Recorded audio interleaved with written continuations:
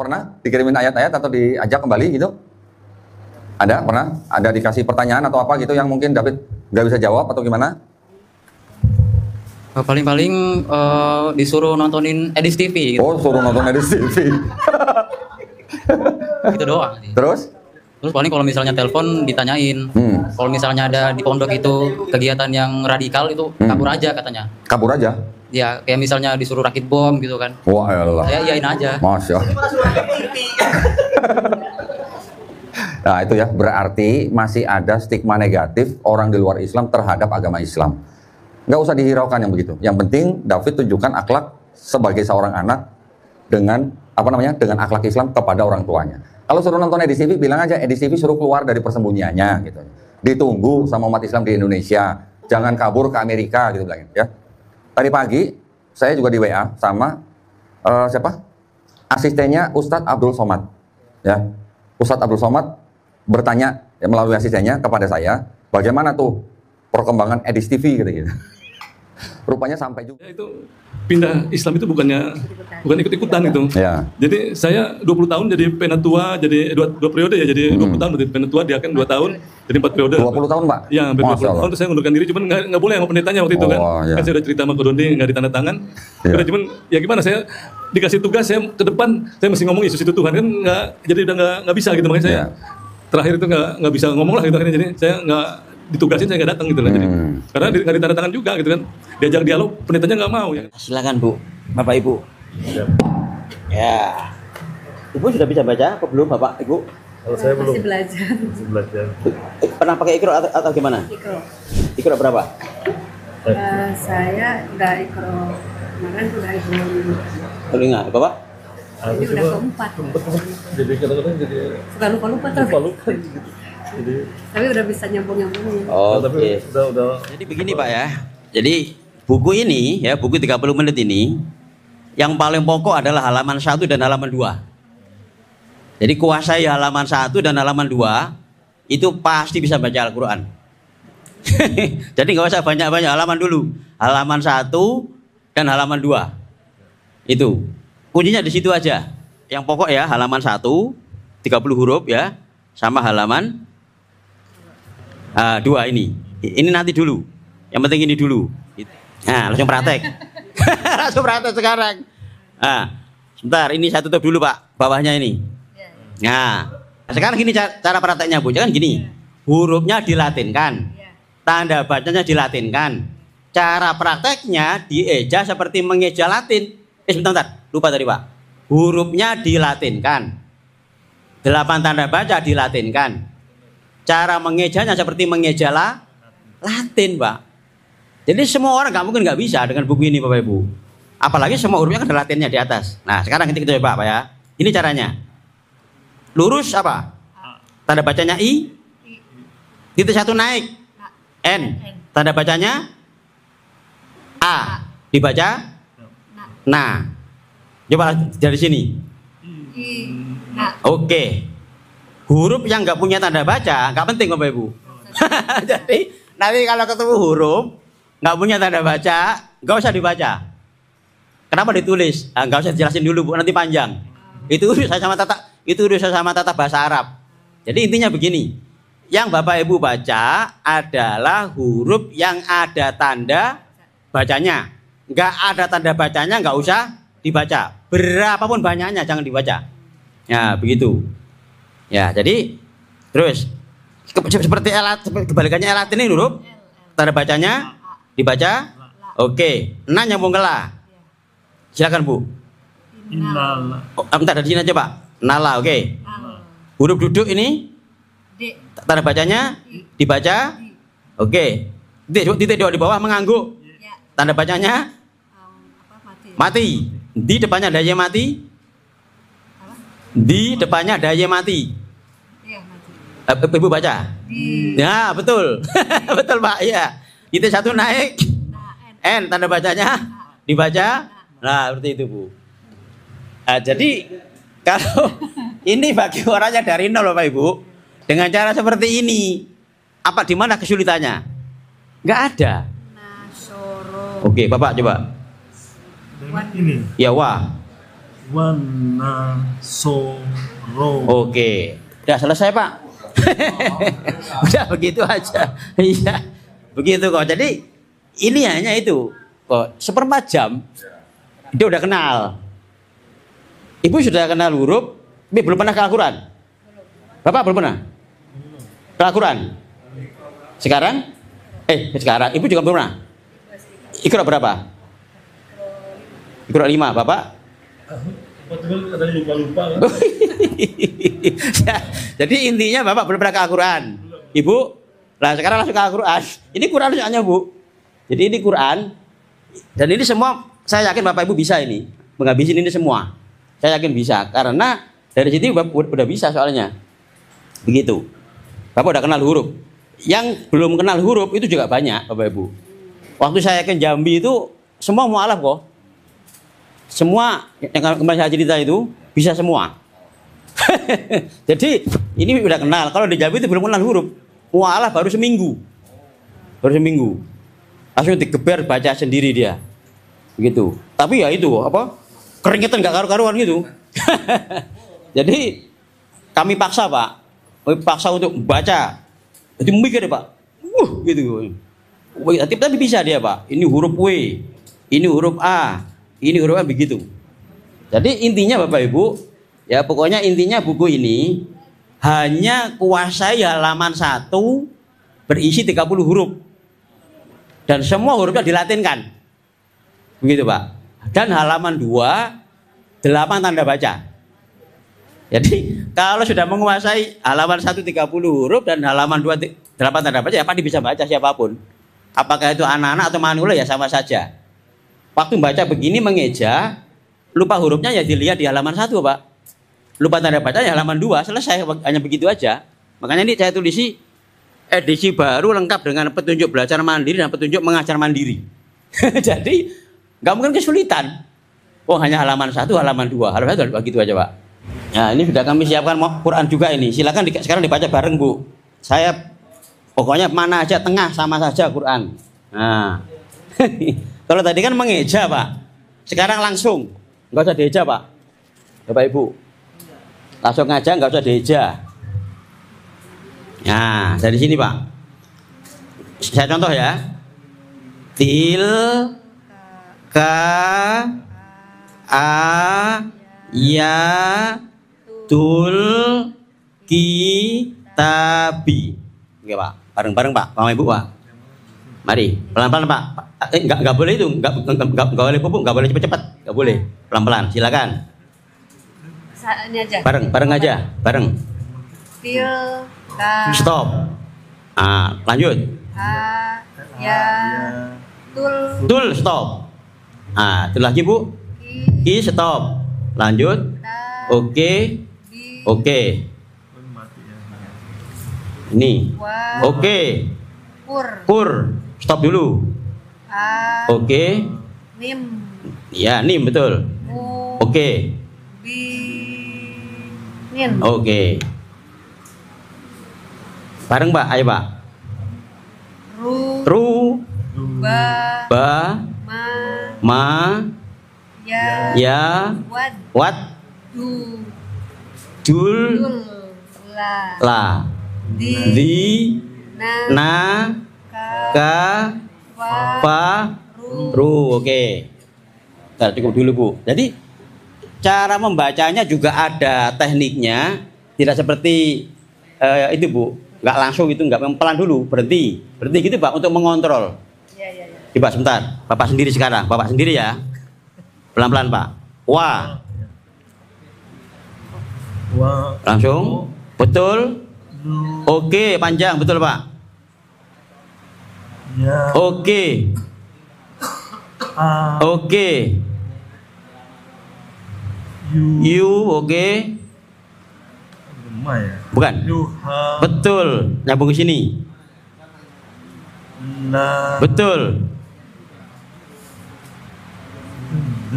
Iya betul. zi Betul Pak, panjang. zi Oke. Di betul, di ya, di betul. nu Oke. zi Betul. la Oke. ko Bukan. A. Betul. A. Betul. La. Ya, you ya. Lai. Lai. Ah. Lai. Hi. Oke. Dah. Jadi Bapak Ibu aman ini Bu. Bu Bapak suami istri? Ya. Oke. Jadi Bapak Ibu nanti silakan belajar apa mau bareng di rumah, mau di rumah bareng oke.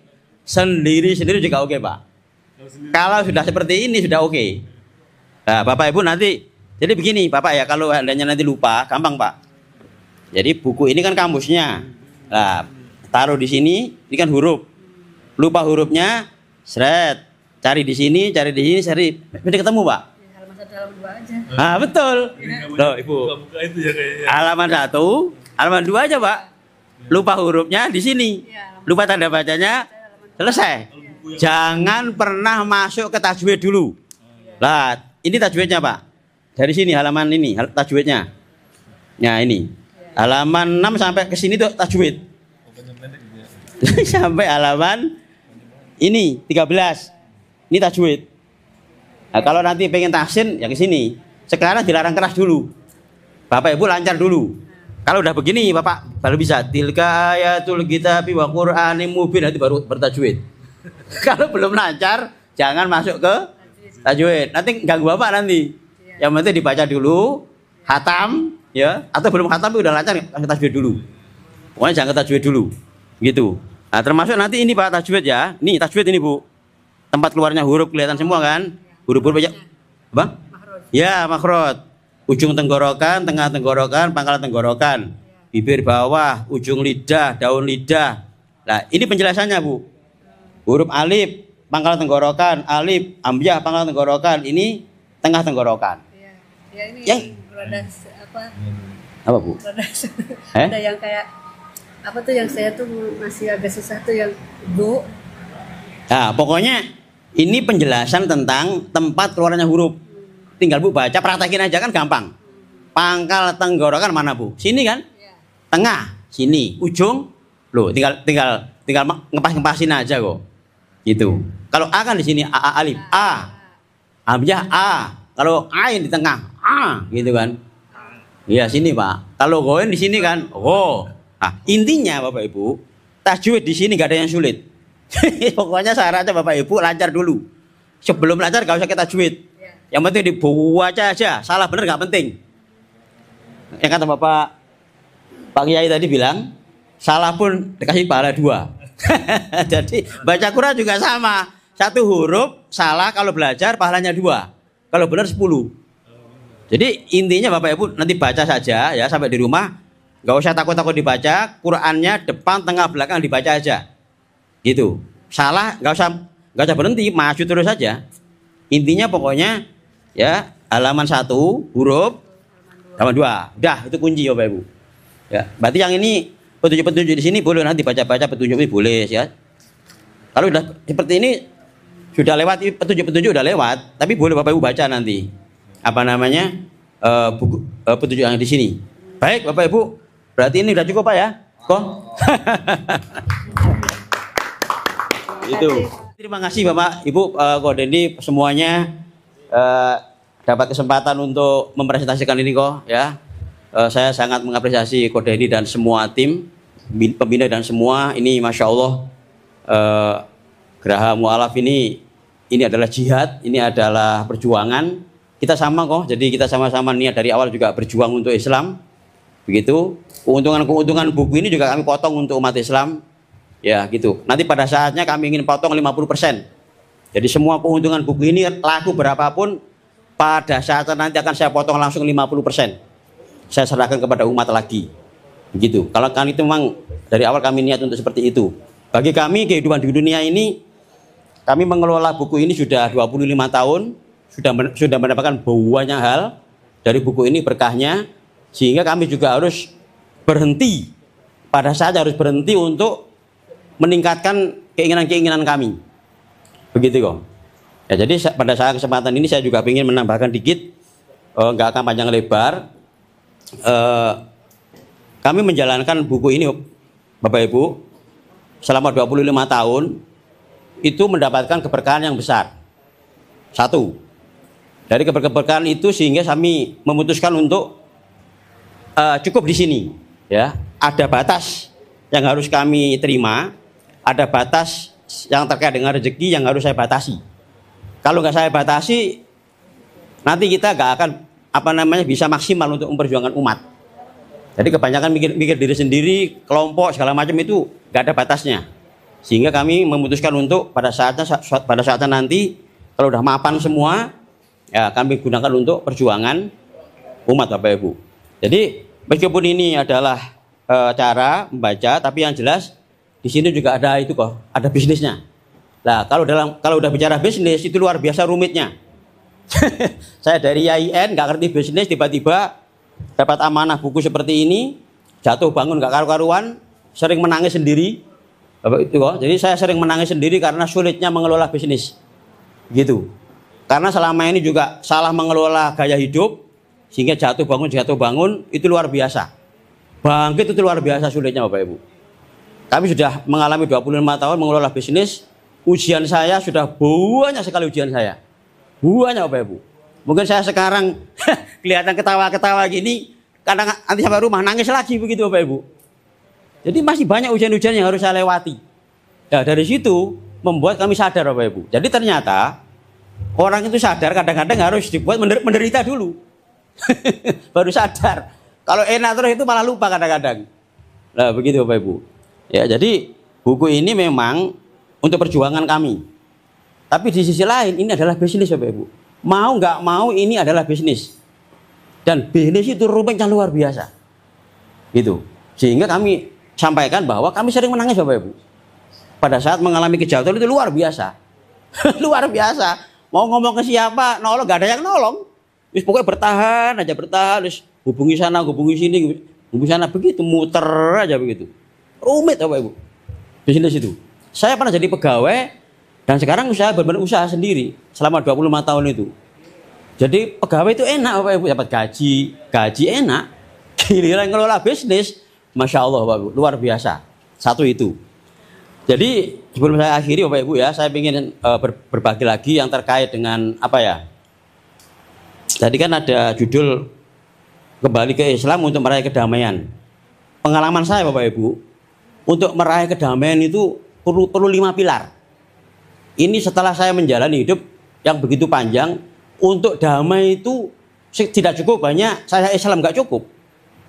5 pilar ini harus dijalankan kalau pengen damai. 1, agamanya harus benar. Agamanya harus benar. Jadi pegangan. Yang kedua, pekerjaannya harus benar. Harus sehat, harus kuat. Yang ketiga, keuangannya harus benar, harus kuat, harus sehat. Nah, yang keempat itu keluarganya harus baik. Yang kelima sehat. Ya, jadi meskipun kita berislam, tapi kalau agamanya nggak kuat, pekerjaannya rapuh, keuangannya rapuh, keluarganya berantakan, nggak sehat, itu mengurangi kedamaian Bapak Ibu. Ini pengalaman saya hidup.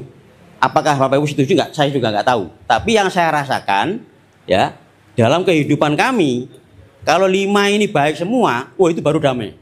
Nggak ada masalah keuangan, nggak ada masalah pekerjaan, nggak ada masalah rumah tangga, dan nggak ada masalah kesehatan, itu bahagia Bapak Ibu. Ya, jadi beragama itu tidak cukup hanya berislam, nggak cukup.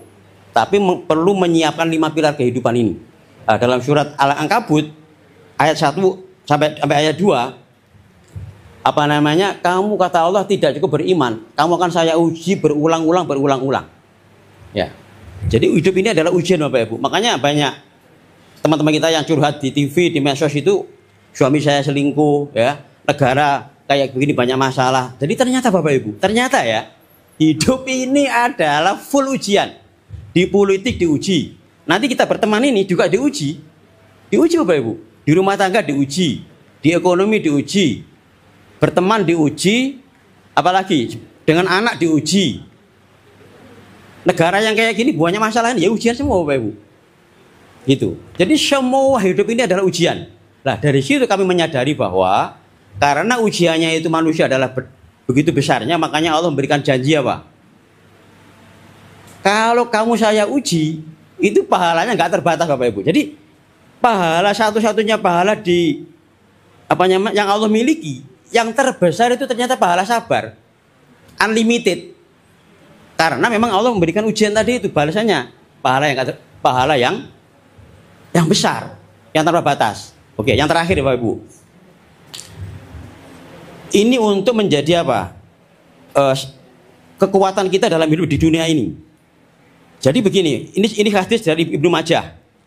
Manusia itu nanti seberat-beratnya ujian yang Allah berikan, waktu melihat pintu surga udah lupa ujiannya.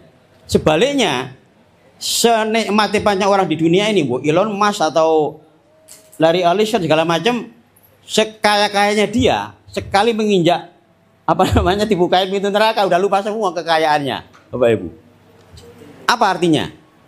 Meskipun kita diuji seberat-beratnya di dunia ini, memang itu kehendak Allah jika terjadi pada seseorang.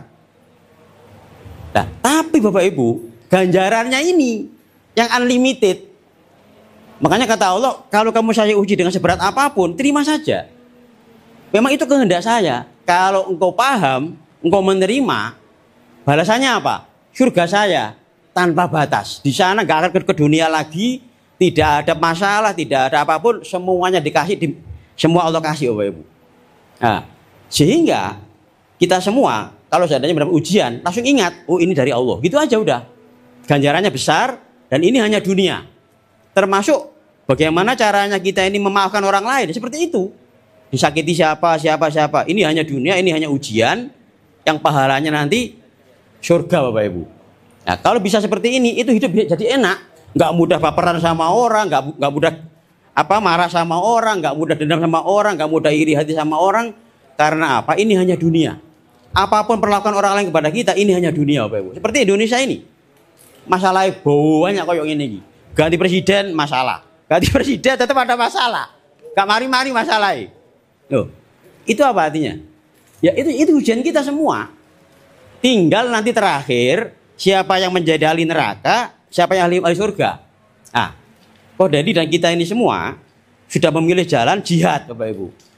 Nah, insya Allah ini adalah jalan kita untuk ahli surga. Kita tidak berada pada jalan orang yang salah, itu yang bahaya. Kalau yang salah, kalau ahli neraka Bapak Ibu. Jadi insya Allah jalan kita ini, Kodadi dan semua pembina dan kita semua, ini adalah jalan surga yang kita akan jalani ke depannya ini Bapak Ibu. Baik Bapak Ibu, terima kasih banyak atas waktunya. Semoga apa yang kami sampaikan ini bisa memberikan manfaat bagi kita semua. Terima kasih banyak. Barakallah. Assalamualaikum warahmatullahi wabarakatuh. Waalaikumsalam. Kita sekarang di sesi coffee break dan mendengarkan sholawat dari para mu'allafah. Sholawat badar kepada para mu'allafah, dipersilahkan.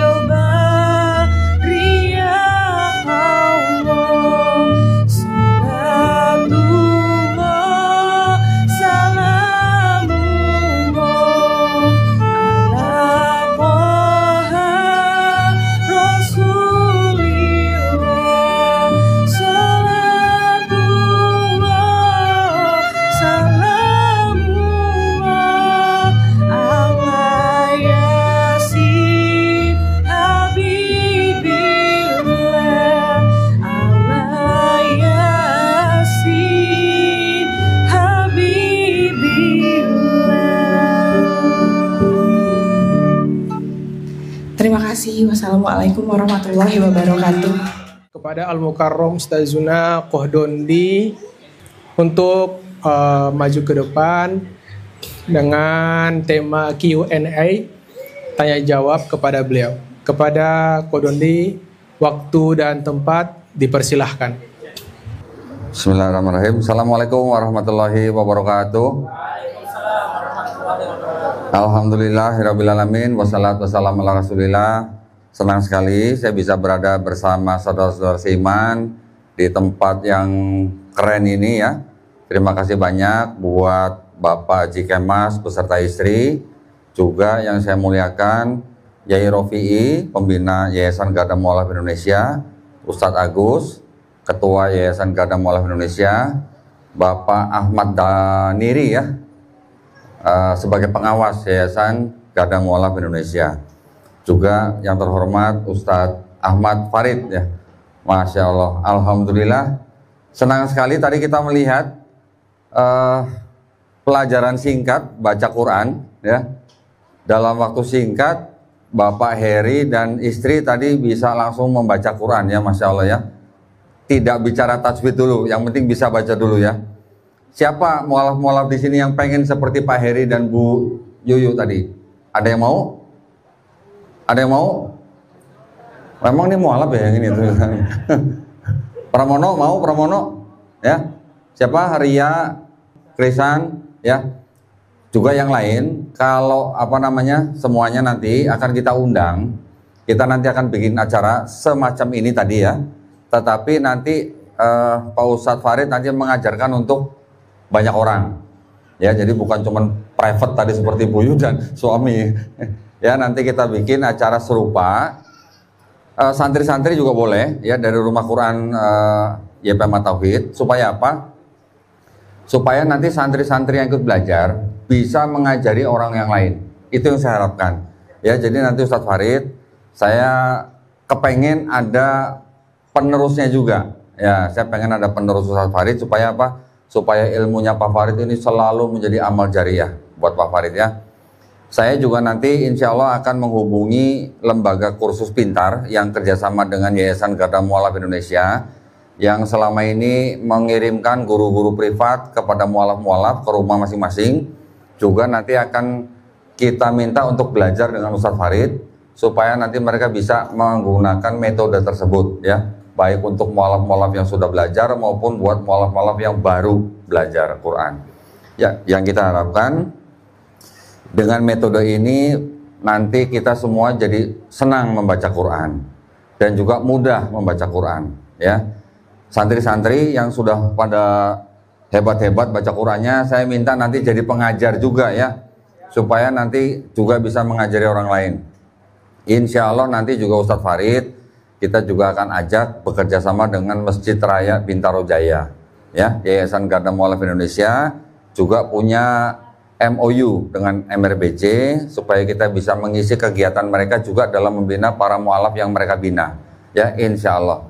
Baik, jadi senang sekali acara hari ini kita bisa bersilaturahmi seperti ini, kita saling menguatkan iman dan akidah kita.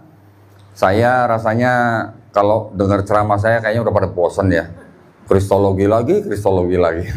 Orang udah jadi Islam masih aja kristologi ya. Tapi saya punya ini baru, istilah baru sekarang. Kita semua yang sudah muslim, saya mintanya jangan cuman belajar kristologi ya. Ketika saya berhadapan dengan saudara-saudara yang dulu pernah konsultasi dengan saya di studio Garda Mualaf Indonesia, dan kemudian akhirnya mereka menjemput hidayah. Pada waktu itu saya juga menyampaikan Islam ya. Saya juga menceritakan tentang Quran, memberikan ayat-ayat dalam Quran. Jadi saya juga menceritakan seluk-beluk Islam. Yang saya ceritakan seluk-beluk Islam itu bisa disebut dengan ilmu Islamologi. Jadi ketika kita berdialog atau berdiskusi atau berdebat sekalipun dengan teman-teman kita yang dari kalangan Kristen khususnya, jadi selain kita menggunakan ilmu Kristologi, yaitu ilmu yang mempelajari tentang posisi Yesus Kristus di dalam agama Kristen, kita juga harus menguasai Islamologi, ya, ilmu yang mempelajari tentang seluk-beluk Islam. Ada Kristologi, ada Islamologi. Jadi bagusnya kita jadikan satu nih. Jadi apa? Krislamologi. Setuju nggak? Ketawa deh. Baru denger ya? Oh udah ya. Krislamologi jadi adalah gabungan ilmu kristologi dengan Islamologi. Dengan kita menggabungkan dua ilmu ini, ketika kita berbicara dengan orang dari kalangan Kristen, insya Allah selain kita juga membukakan apa yang ada di dalam kitab mereka, juga di lain pihak kita juga memperkenalkan Islam. Begitu ya. Jadi buat teman-teman di sini semuanya, saya berharap kita semuanya tetap kuat iman dan akidahnya. Saya tidak akan menyampaikan ceramah, cuman saya ingin berinteraksi ya dengan hadirin di sini semua. Saya minta yang mualaf nih. Nah, yang mualaf, yang mantan kafir nih. Ya, yang mantan kafir, tolong interaksi dengan saya pada saat ini. Ini adalah saat yang berbahagia. Yang punya pengalaman dengan keluarganya, misalnya dikucilkan atau sampai disekap atau sampai bagaimana lah, ataupun yang sudah tidak ada masalah tapi masih sering mendapatkan apa, dikirimin ayat atau dikirimin video atau dikirimin apa ajakan atau bagaimana. Nah silakan, ada yang mau sharing nggak dengan saya? Nanti kalaupun ada pertanyaan jangan sungkan-sungkan. Kok saya dikirimin ayat ini saya nggak tahu jawabnya gimana. Jangan sungkan-sungkan. Ya, kita bicarakan di sini, kita jawab di sini, insya Allah nanti saudara-saudara semuanya bisa menjawab keluarganya dengan cara yang paling baik, gitu ya. Kita mau mulai dengan siapa nih? Mulai dengan siapa dulu nih? Siapa yang mau duluan? Yang apa namanya? Yang mualaf, yang mantan kafir, yang mendapat serangan dari keluarganya. Silakan, ada? Pak Heri duluan mungkin? Pak Heri kayaknya yang paling sering dikirimin ayat-ayat sama saudaranya nih. Ya Bu ya, bener ya Bu ya. Oh bener katanya ngangguk Pak. Silakan Pak, kalau ada yang mau di-sharing Pak di sini. Jadi kita yang mendengar di sini juga bisa mengambil pelajaran nanti. Pak Heri silakan. Ada yang mau dibagikan kepada kita nggak? Dikirimin ayat apa? Atau mungkin diajak debat? Atau mungkin mau dipertemukan dengan pendeta dan sebagainya. Silakan Pak Heri. Ke depan boleh, duduk di sini juga boleh. Assalamualaikum. Waalaikumsalam warahmatullahi wabarakatuh. Alhamdulillah sekarang sih udah nggak terlalu itu lagi Ko Dondi. Oh nggak terlalu ya? Ya. Dulu sering. Iya kalau dulu hampir sering lah gitu. Kadang saya kadang-kadang saya jadi matiin WA-nya karena mereka kan jadi kadang-kadang bertanya tuh bukan mau tahu kebenaran, cuman menghujat Islam gitu. Itu yang saya jadi kan emosi juga jadi. Oh aduh. Makanya kata istri, udah lebih baik blokir aja katanya. Kamu belajar Islam aja yang benar katanya. Gitu Ko Dondi. Jadi sekarang saya banyak matiin aja karena mereka tuh udah saya jelasin, tapi terus ngirim lagi. Padahal jawaban saya itu yang paling nggak sama lah sama yang Ko Dondi jelaskan gitu, supaya mereka tahu bahwa di kitab mereka itu sebenarnya udah ada jawaban juga ya, udah ada jawabannya. Ya kan seperti yang Ko Dondi juga bilang bahwa musuh mereka ya kitab mereka sendiri kan. Betul gitu. Ya.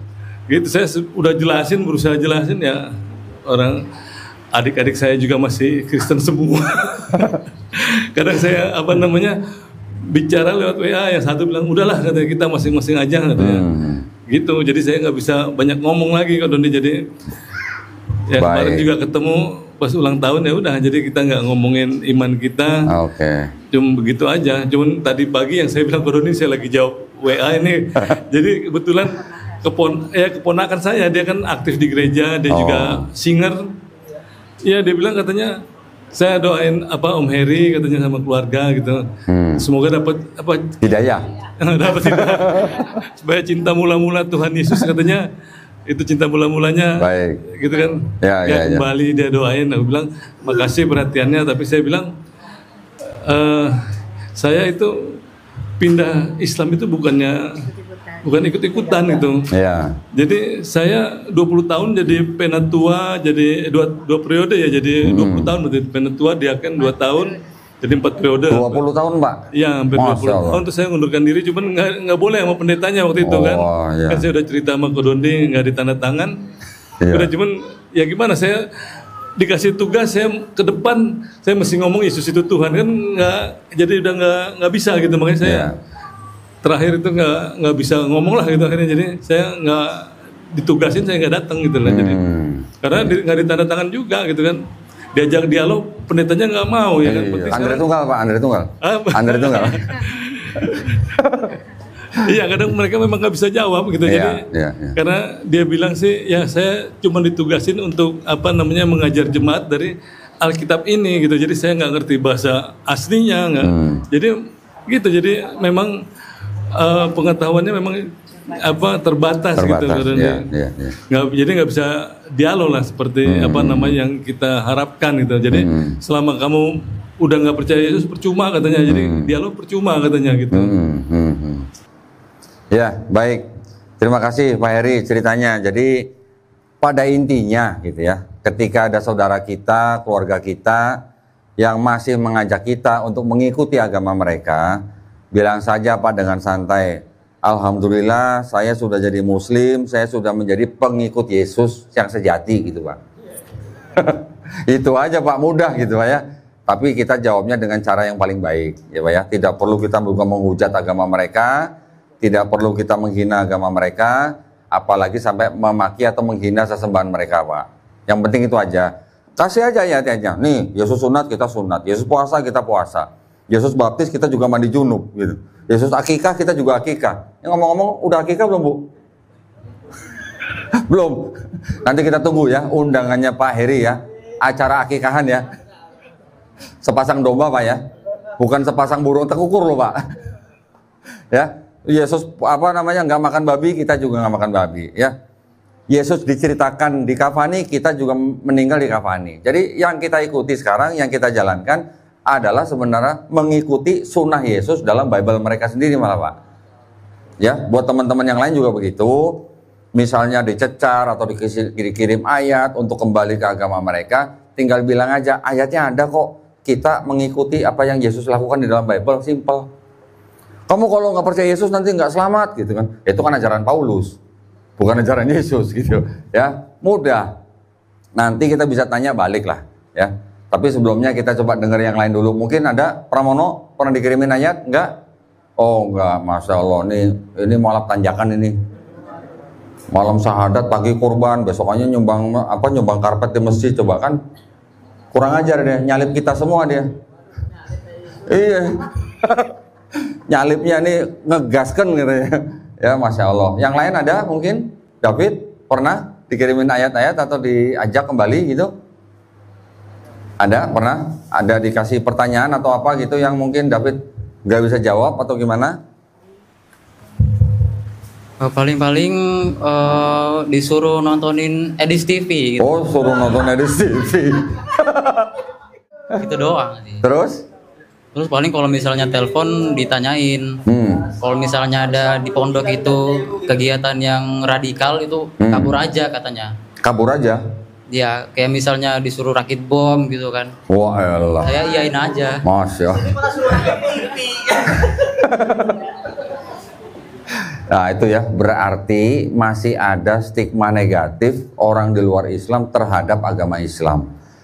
Nggak usah dihiraukan yang begitu. Yang penting David tunjukkan akhlak sebagai seorang anak dengan dengan akhlak Islam kepada orang tuanya.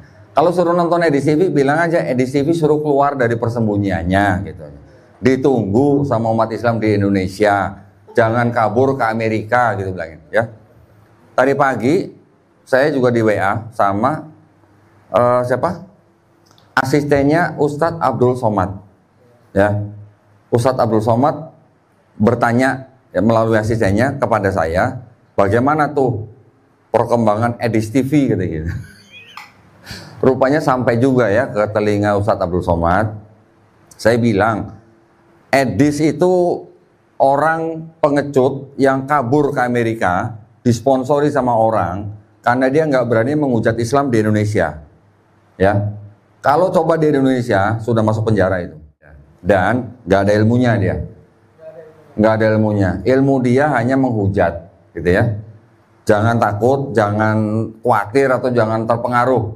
Kita tidak perlu nonton orang yang tidak punya ilmu, gitu. Ya, kalau memang dia laki-laki, suruh keluar berdebat face to face, tatap muka. Kita layanin asal didampingin sama pendeta.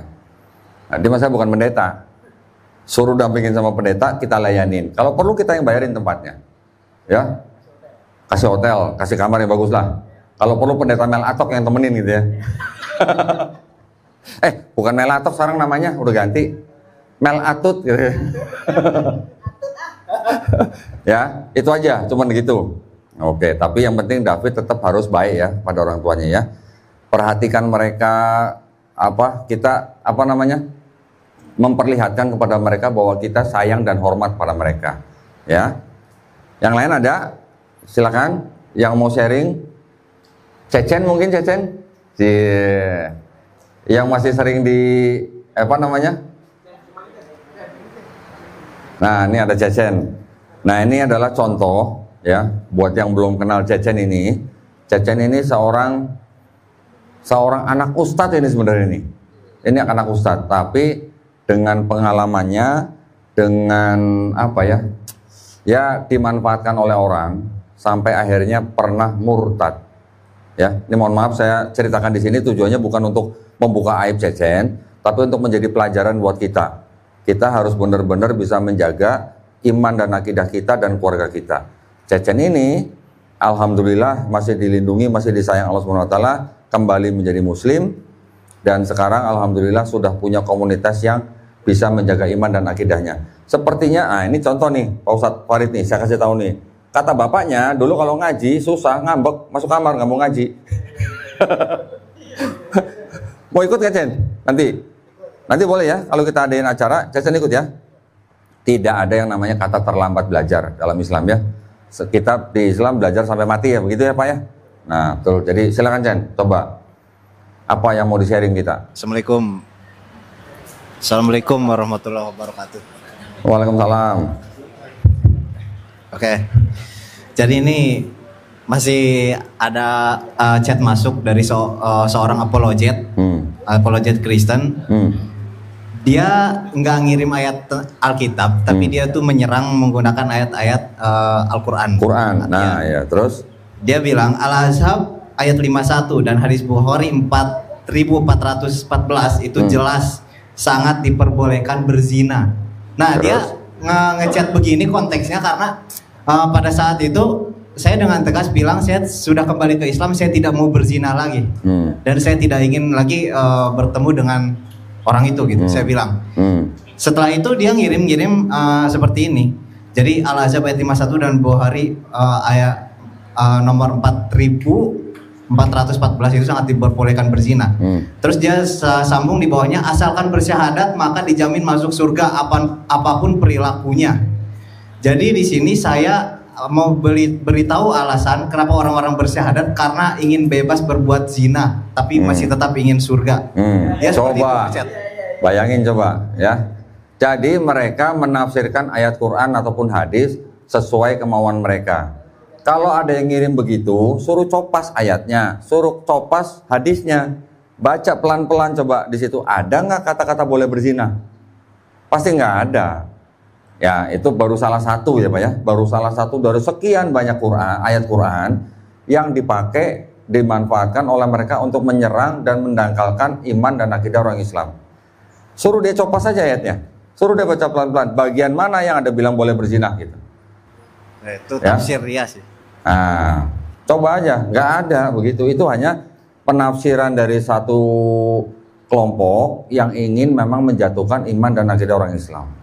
Saya biasa begitu. Kalau saya memberikan ayat, saya copas ayatnya, saya kirim ke orangnya. Tapi kalau orang cuma ngasih ayat surat ini nomor sekian, mana ayatnya, copas, copy paste gitu, biar sama-sama baca. Nanti saya tanya bagian mana yang mengatakan begitu. Nggak ada.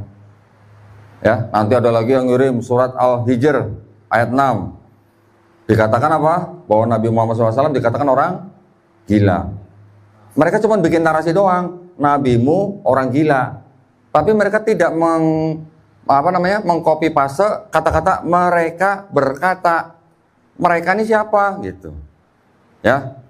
Hal seperti itu mudah sekali dijawab. Kita bisa kembalikan juga di Bible mereka juga ada di Gospel Markus.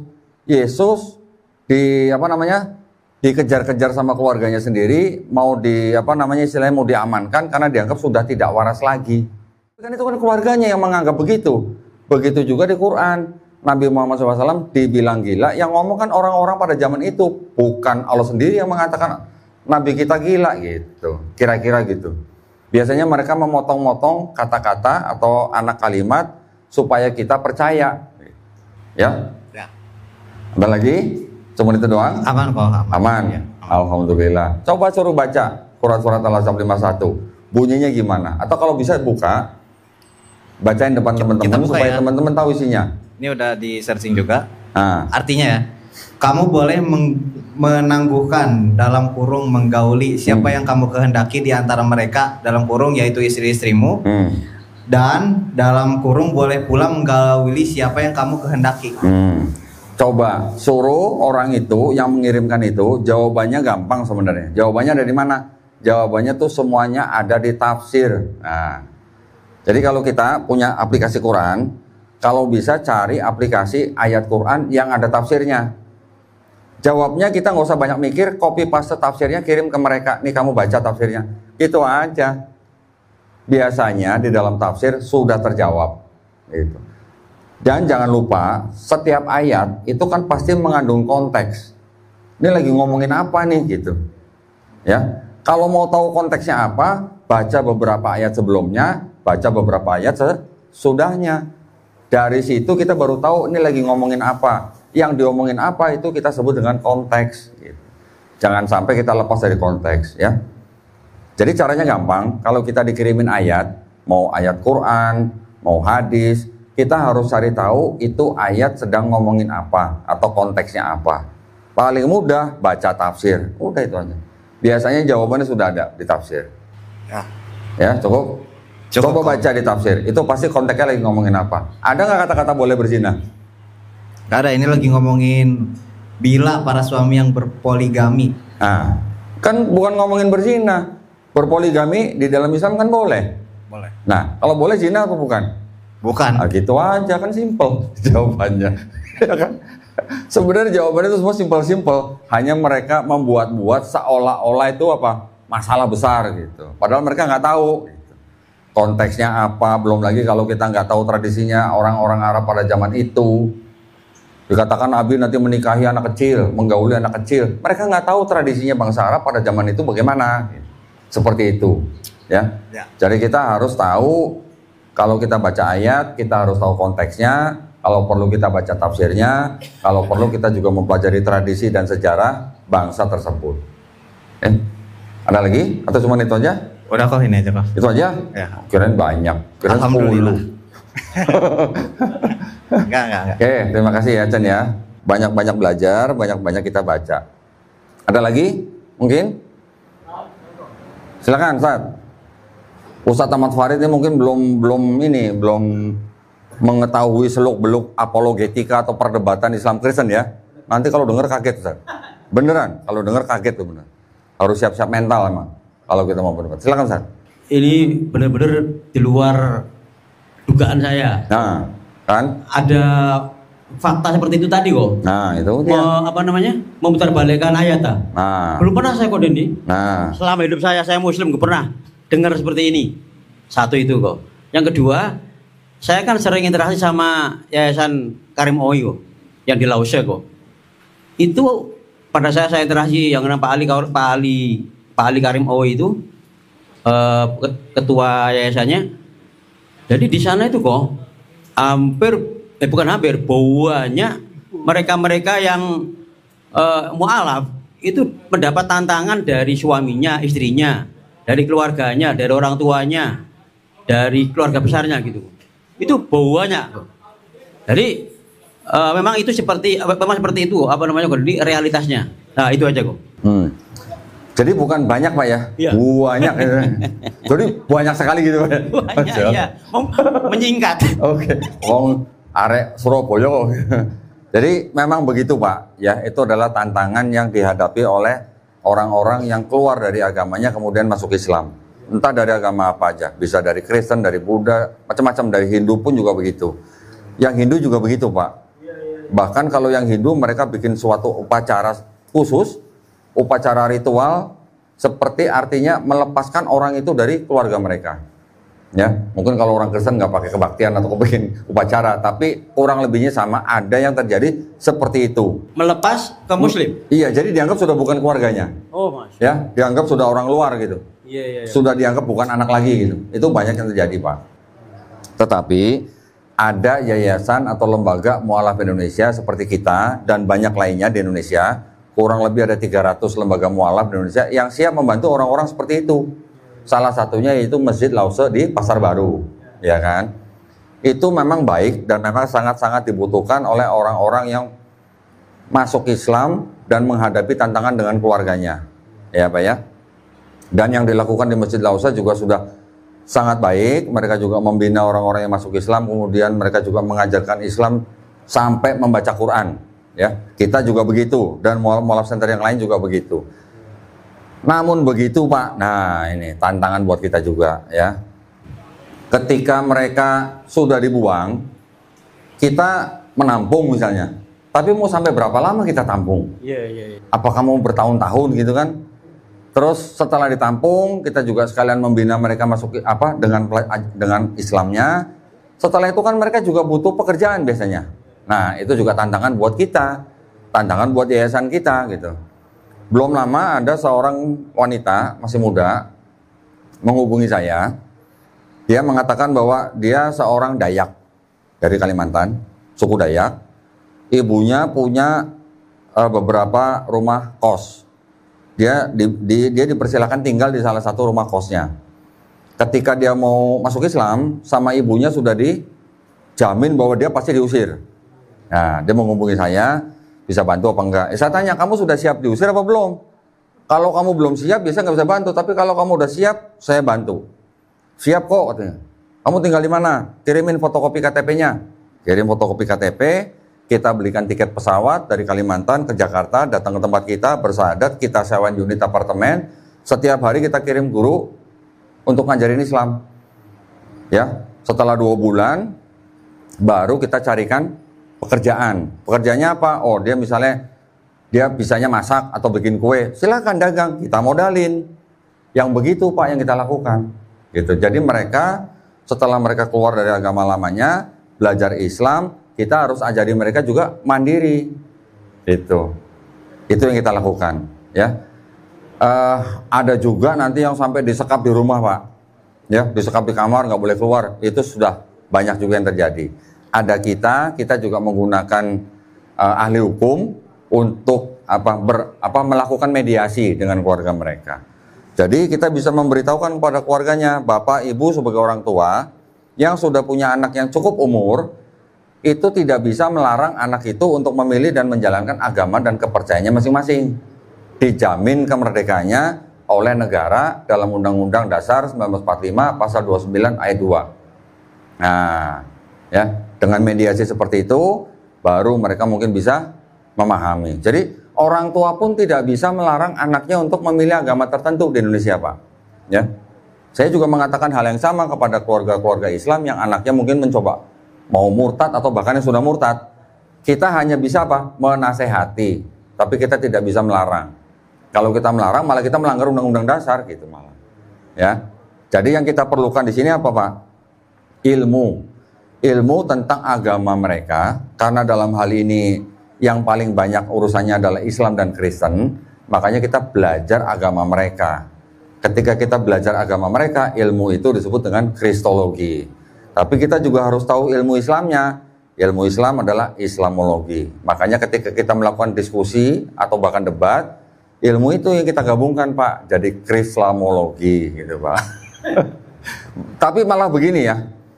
Ini ada kejadian kemarin sepasang ya calon lah ya. Ada yang cowoknya Kristen, wanitanya Islam, datang konsultasi. Mereka kan bertanya-tanya di agamanya mereka tuh sebenarnya boleh nggak nikah beda agama, ya kan? Yang Islam jelas, saya kasih tahu ayat-ayatnya begini. Yang Kristen, kebanyakan mereka juga nggak tahu Pak, di dalam kitab mereka sendiri juga tidak boleh menikah dengan orang beda agama. Jangankan menikah, berteman karib aja nggak boleh, berkencan aja nggak boleh, golongan rahasia aja nggak boleh, mitra usaha aja nggak boleh. Loh, kalau mitra usaha nggak boleh kan berarti sebenarnya nggak boleh dagang ya sama orang di luar agama mereka ya. Itu ketika mereka saya bacakan begitu, mereka juga terkaget-kaget Pak. Ya, itu tafsir resminya mereka loh ya. Nah, ada sepasang datang begitu setelah konsultasi, yang cowoknya bersahadat, setelah berapa lama malah saya dengar putus. Nanti ada lagi yang pasangan begitu, yang laki-lakinya sudah Islam, yang perempuannya Kristen, konsultasi, nggak lama setelah pulang malah putus. Jadi putusnya karena mereka akhirnya mengetahui bahwa dari dalam agamanya masing-masing itu tidak boleh menikah beda agama. Jadi 6 agama di Indonesia melarang nikah beda agama, negara Indonesia juga melarang. Ada undang-undang pernikahan nomor 1 tahun 74. Ya. Kita kan hanya membacakan apa yang kita tahu, apa yang ada di dalam dokumen mereka. Ya. Ada juga Pak begini. Ya, ini sebagai perbandingan ya Pak ya. Ada seorang anak muda, usianya kira-kira 24-25 lah. Dia kerja di Pemprov DKI. Dia datang ke masjid yang besar, membawa 20 pertanyaan, dijawab sama ustadznya. Ustadz di masjid itu dijawab, tapi ustadz itu menjawab hanya dengan Islamologi, dari perspektif Islam gitu. Si pemuda ini merasa ya dijawab tapi tidak mengena apa yang dia tanya gitu. Dia pindah lagi ke mualaf center yang lain, tanya lagi, dijawab juga sama ustadz di mualaf center itu. Tapi dia nggak puas dengan jawabannya, karena jawabannya hanya berasal dari perspektif Islam. Ketika datang ke tempat saya tidak buka Quran, ya, saya hanya buka kitab dia. Pertanyaan dia semuanya terjawab di dalam kitab dia sendiri. Baru dia bersahadat Pak di tempat kita. Alhamdulillah, itu adalah sebuah pentingnya ilmu Krislamologi Pak. Ketika dia sudah bisa membuktikan bahwa di dalam kitab dia ada jawabannya, ada kebenaran yang bisa kita anggap sama dengan Quran, baru saya buka Quran. Tuh tadi ayat yang itu sama dengan ayat Quran yang ini. Ada yang setara, ada yang sejalan gitu Pak. Tetapi yang kita anggap sebagai kebatilan di dalam kitab dia, saya juga bisa buktikan. Ini buktinya dari kitab kamu sendiri begini, ini ada catatan begini, ada dokumen begini. Alhamdulillah dengan begitu kan dia bisa berpikir Pak. Gitu. Baru dia bertanya, kalau Islam bagaimana? Nah, baru saya buka Qurannya, ada ayat ini, begitu. Alhamdulillah dengan ilmu itu bisa membantu kita menjembatani untuk orang-orang yang mencari kebenaran, menjemput hidayah. Gitu ya Pak ya. Semoga menjawab pertanyaan Pak. Yang lain ada? Silakan. Ada satu lagi kok. Oh, boleh. Waktu saya ke sana itu ada salah seorang anak muda cowok ganteng kok. Ganteng. Ganteng bukan ganteng Pak. Ganteng. Anak tunggal kok. Anak tunggal, ya mohon maaf, Cindo kok. Cindo, ya. Bapaknya salah satu konglomerat kaca di Indonesia kok. Anak satu-satunya dikuliahin dokter di Amerika, MBA kok. Oh, MBA. Ya, MBA disiapkan untuk meneruskan usahanya. Oke. Kenal Islam kok, dari media, masuk Islam kok. Masya Allah. Orang tuanya nggak terima dan shock kok. Oh, shock. Anak ganteng ya. Ganteng. Satu-satunya, ya pinter. Ya. Masuk Islam kok. Alhamdulillah. Lah itu seperti itu kok tadi. Ya. Orang tuanya nggak setuju. Tapi akhirnya si anak ini begini. Kalau saya dilarang masuk Islam, lebih baik saya tidak akan meneruskan usaha apa-apa. Tapi saya akan mencari kita sendiri gitu. Nah itu kok. Ya. Salah satu kasus. Ya memang begini apa ya. Kita keluarga Islam, kalau anak kita murtad, gimana rasanya Pak? Oh berat kok. Berat kan? Ya pasti juga berat. Ya begitu juga dengan mereka, ya Pak ya. Tetapi ini kan masalah keyakinan. Keyakinan yang dijamin oleh negara, seperti yang tadi saya sebutkan ada Undang-Undang Dasar. Saya sering bilang kepada orang-orang yang bersada di studio Garda Mualaf bahwa ketika ada di dalam satu keluarga ada beda keyakinan, itu bukan berarti keluarga itu harus pecah gitu. Ya. Tidak ada yang namanya mantan anak atau mantan orang tua. Yang ada kan mantan suami atau mantan istri ya Pak ya. Ya. Kalau hubungan darah mana ada mantan gitu kan. Berarti orang tua juga harus belajar bagaimana menerima keyakinan anak yang berbeda. Ya kan Pak? Tidak ada yang namanya mantan ayah, mantan ibu, atau mantan anak. Saya hanya berpesan kepada mualaf itu bahwa bagaimana caranya menghadapi orang tuanya dengan cara yang paling lembut.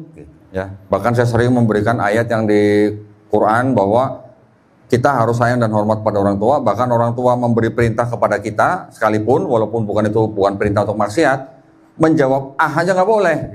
Betul Pak? Aja nggak boleh, apalagi gitu ya. Artinya apa? Artinya kita mengajari para mualaf ini apa? Supaya mereka sayang dan hormat, tetap sayang dan hormat pada orang tua. Tunjukkan kepada mereka bahwa Islam tuh ngajarinya begini loh. Bukan ngajarin ngerakit bom gitu. Kasih tau Fit. Ya, tidak ada di Quran ngajarin rakitlah bom, bunuh mereka. Enggak begitu. Kalaupun ada ayat bunuhlah mereka, baca dulu konteksnya apa. Itu ayat lagi ngomongin perang, itu ayat ditujukan kepada orang-orang musyrikin yang seperti apa gitu. Ya, itu yang juga kita memang punya tanggung jawab Pak, untuk bisa apa? Mengedukasi orang tua baik dari kalangan mereka maupun kalangan Islam, bahwa yang namanya beda keyakinan itu bukan harus pisah, bukan harus pecah gitu Pak.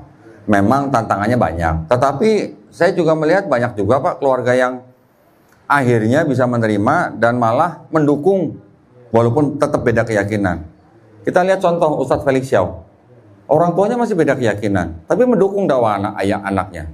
Ya kan? Ada juga orang tua yang anaknya sudah tahu masuk Islam, giliran bulan puasa yang ngebangunin mulu malah ibunya. Sahur gitu malah.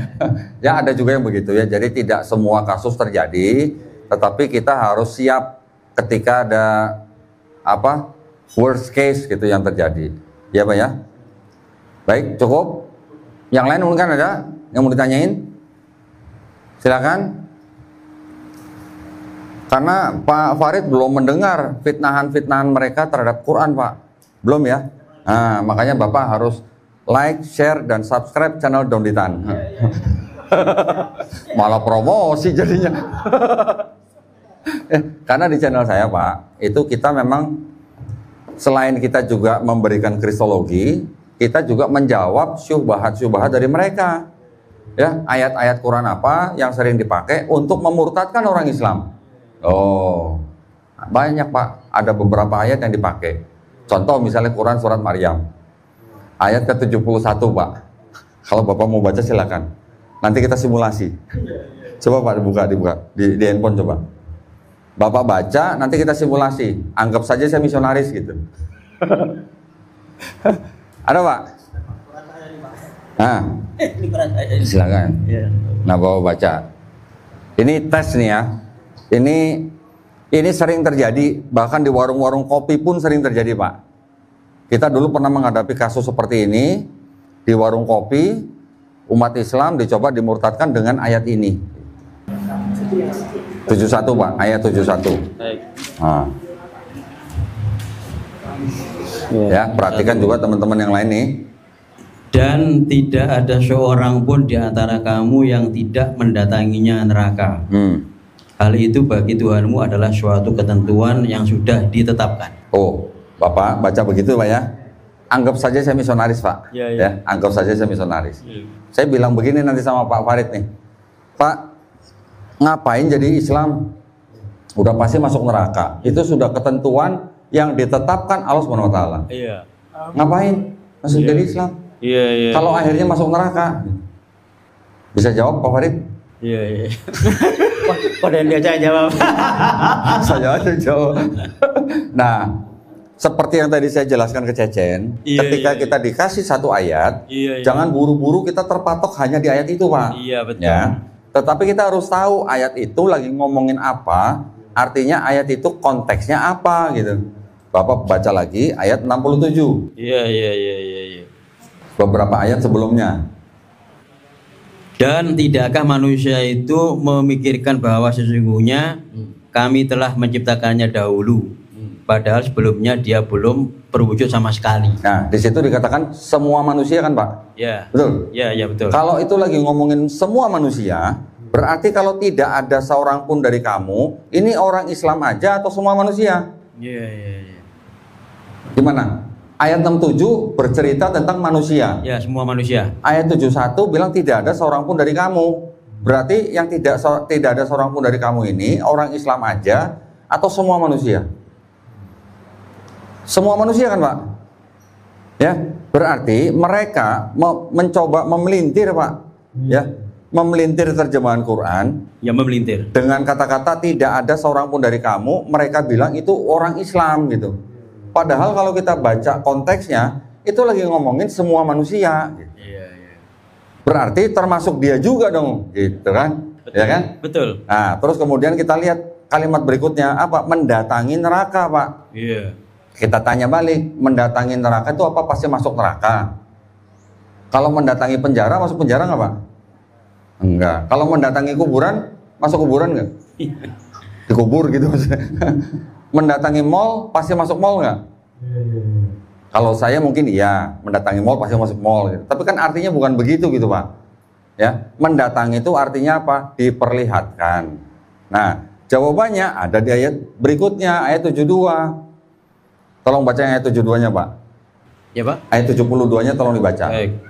Kemudian kami akan menyelamatkan orang-orang yang bertakwa dan membiarkan orang-orang yang zalim di dalam neraka, dalam keadaan berlutut. Ya. Nah, tinggal tanya balik, orang bertakwa itu orang Islam atau orang kafir? Islam. Islam. Diselamatkan. Iya. Kalau orang zalim itu dianggapnya orang Islam atau orang kafir? Kafir. Orang kafir. Di situ jawabannya udah jelas. Jelas, Yo. Jadi semua manusia akan diperlihatkan neraka. Tetapi yang bertakwa akan diselamatkan, yang zalim ditinggal dalam keadaan berlutut gitu. Ya kita tinggal bilang, nah itu ayatnya jelas. Semua manusia diperlihatkan neraka, yang Islam diselamatkan, yang kafir ditinggal dalam keadaan berlutut. Kita cuma bilang gini aja, Pak, jangan sedih gitu, Pak. Iya. Iya. Loh, Pramono ketawa. Ya gitu, Pak, jawabannya kan simpel sebenarnya. Iya, kok. Gitu. Nanti mereka tanya, apakah pasti orang zalim itu orang yang bukan Islam? Saya ini nggak pernah zalim kepada siapa-siapa gitu. Emang saya termasuk di situ? Gitu. Mereka mikirnya kalau zalim itu pasti menindas orang. Ya, Pak ya. Ada yang bertanya ke saya begitu, Pak. Saya tidak pernah menindas orang, saya tidak pernah merugikan siapa-siapa loh. Masa saya orang zalim? Nah, kita juga harus tahu maksudnya zalim itu apa. Zalim kan macam-macam. Banyak kok. Menempatkan Tuhan Sang Pencipta tidak pada tempatnya, itu termasuk zalim nggak, Pak? Betul. Termasuk zalim. Nah, berarti yang ditinggal orang zalim ya termasuk orang seperti itu, gitu maksudnya. Gitu, Pak. Itu baru salah satu ayat, Pak, yang sering dipakai untuk memurtadkan orang Islam. Iya. Ya, Bapak jangan pikir orang anak-anak kita yang sekolah di sekolah Islam atau bahkan gontor sekalipun gak bisa murtad. Ada, Pak, yang lulusan gontor aja murtad. Ada. Iya. Ya, jadi kita harus benar-benar berhati-hati. Kita harus waspada. Kita harus tahu juga ilmunya. Bagaimana kalau Quran diserang dengan ini, jawabannya apa? Jadi kita harus punya metode yang seragam gitu, Pak. Harus tahu konteksnya apa, harus tahu asbabul nuzulnya apa, harus baca tafsirnya gitu, supaya tidak mudah disesatkan. Ya, Pak ya. Contoh yang lain banyak, Pak. Nanti kalau mau belajar boleh, Pak, di tempat kita, Pak. Ya. Yang lain ada, silakan. Pramono lu, apa dong? Ada nggak pengalaman gitu dengan keluarga mungkin? Atau ada? Kamu silakan. Siapa namanya nih? Ashar. Kamu mualaf? Oh bukan, boleh silakan. Izin, saya ada pengalaman apa sama mualaf, dia kirimin video yang sepotong-potong gitu kan, yang kayak ustadz ceramah gitu kan, yang apa namanya, padahal potongannya itu kayak apa namanya, yang berlawanan lah gitu kan. Nggak tahu dia kan mualaf ini mualaf karena apa ya gitu kan. Jadi saya berpikir orang ini kok gini kan, dia kirimin video-video ustadz yang yang ceramah-ceramah tapi yang foto-potongannya gitu kan. Yang ngirim videonya mualafnya. Ya, mualaf. Terus dia bilang, karena ada ustadz yang ceramah bahwa Nabi itu nikah, Siti Khadijah itu kan belum Islam kan gitu. Terus ada ya, ayat atau hadis yang bilang nggak bisa nikah itu sama beda agama kan. Terus dia bilang, ini Nabi kok nikah gitu kan sama yang beda agama, Siti Khadijah. Terus saya bilang sama itu Pak mualafnya itu bilang, Pak kayaknya lihat video fullnya dari awal kan gitu kan. Terus dia kayak ngelag gitu kan, kurang senang gitu kan.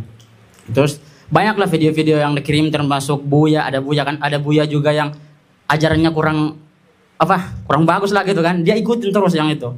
Terus dia kirimin sama kami, mungkin teman-teman juga tahu kan. Dia kirim video yang kayak gitu. Jadi saya bertanya, Bapak ini masuk Islam mau mencari kebenaran yang sesungguhnya atau gimana, balik lagi nggak ini Pak gitu? Saya gitu. Terima kasih. Itu. Kalau ada yang seperti itu mengirimkan video yang sepotong-sepotong, kembali lagi ya, sama seperti tadi kita diberi satu ayat Quran, kita harus tahu ini orang lagi ngomongin apa gitu. Ya, itu juga harus jelas. Kalau ada pertanyaan, itu Nabi menikah dengan Khadijah, kok boleh beda agama gitu? Lah memangnya Quran sudah diturunkan waktu nikah? Kan belum kan? Benar nggak? Nabi Muhammad SAW menikah dengan Siti Khadijah, Quran sudah turun belum? Belum. Begitu jawabannya. Kecuali Quran sudah diturunkan, Nabi menikah dengan orang di luar Islam, lain cerita. Gitu. Ya. Bahkan begitu Quran diturunkan, Nabi menerima wahyu, siapa wanita pertama yang masuk Islam kalau bukan Khadijah? Iya nggak? Ya. Kalau ada yang menerima video-video potongan seperti itu yang tidak tahu jawabannya, ya kalau bisa nonton video fullnya. Kalau sempet, kalau nggak sempet udah nggak usah tonton, nggak usah mengganggu kegiatan hafiz Qurannya. Ya, itu mualaf yang ngirim gitu satu tempat apa di luar rumah Quran? Oke. Nah, bisa jadi itu adalah indikasi bahwa dia mungkin pertama menerima dari keluarganya, ya, bisa jadi, atau bisa jadi kemungkinan terburuknya dia orang yang pura-pura masuk Islam. Udah nggak usah ditanggepin, tinggalin aja. Gitu. Kalau memang dia benar-benar niat mau bertanya dengan video-video itu, suruh datang aja, suruh ngobrol. Ya, kalau perlu undang saya gitu datang. Kalau nggak suruh ke tempat saya gitu. Oke? Saya belum lama kedatangan suami, anak, dan istri. Mereka lama tinggal di Amerika. Suaminya ketika nikah dari Kristen masuk Islam, ya. Tapi tidak lama kemudian dia kembali ke agama lamanya, kembali ke Kristen. Akhirnya istri karena mungkin merasa tidak bisa mandiri secara ekonomi, sampai anaknya besar itu masih dalam satu keluarga gitu. Ya, anaknya alhamdulillahnya cukup open mind, dia cukup mau belajar gitu. Datang tiga-tiganya ke tempat saya. Istri maunya suami dan anaknya masuk Islam. Suaminya bersikeras bahwa agama dia harus Kristen, gak boleh masuk Islam. Tapi setelah ngobrol dengan saya, akhirnya ketahuan bahwa bapak ini tidak mencari kebenaran. Bapak ini hanya mencari pembenaran. Pembenaran dari apa? Dari agama yang dianut oleh keluarga besarnya. Karena dia dari Tanah Karo, keluarga besarnya semua Kristen, otomatis dia mungkin tidak berani keluar dari tradisi gitulah, ya. Jadi apa yang dia katakan, apa yang dia omong, apa yang dia tuduhkan, semuanya tuh hanya tuduhan-tuduhan yang seperti tadi gitu Pak. Semuanya mudah terjawab gitu. Ya, nggak usah pakai ayat Quran, dengan logika aja terjawab. Bahkan dengan kitab dia sendiri aja terjawab. Ketika dia bertanya, dikasih kitab dia sendiri suruh baca, dia nggak mau. Lucu. Ya, deh ya. Jadi teman-teman yang menghadapi seperti itu, kalau bisa jawab, jawab dengan baik. Kalau nggak bisa jawab, lupain aja. Nggak usah digubris. Lebih baik fokus belajar Quran. Oke? Ada lagi yang lain? Yang lain mungkin ada teman-teman yang mualaf atau mungkin dari santriwati-santriwati ada yang mau ditanya, pernah menghadapi orang-orang yang di luar Islam yang mencoba memberikan pengaruh-pengaruh gitu? Ada nggak? Atau mungkin punya teman atau saudara gitu yang mencoba mempengaruhi, ada? Silakan. Oh kalau itu udah tahu saya tuh, Halim tuh. Oh Masya Allah tuh. Tukang apa namanya? Tukang apa? Pecel ayam. Tapi kerjanya juga debat sama pendeta itu. Oh aduh. Dia juga menghadapi misionaris-misionaris tuh. Ya. Di daerah Sentul itu menjadi target ke apa?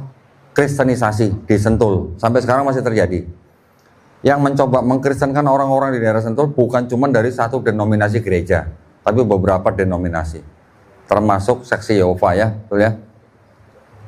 Siapa? Halim mau sharing? Mungkin boleh. Kalau mau sharing, nah ini biar teman-teman tahu, gitu. Silakan. Ya, Bismillahirrahmanirrahim. Ya mungkin sedikit bercerita bahwa kenyataan di lapangan proses atau kegiatan misionaris itu masih berlangsung, dan itu memang kebetulan saya pribadi usaha waktu itu ya dekat Sentul City, dekat kawasan dekat Janggelen.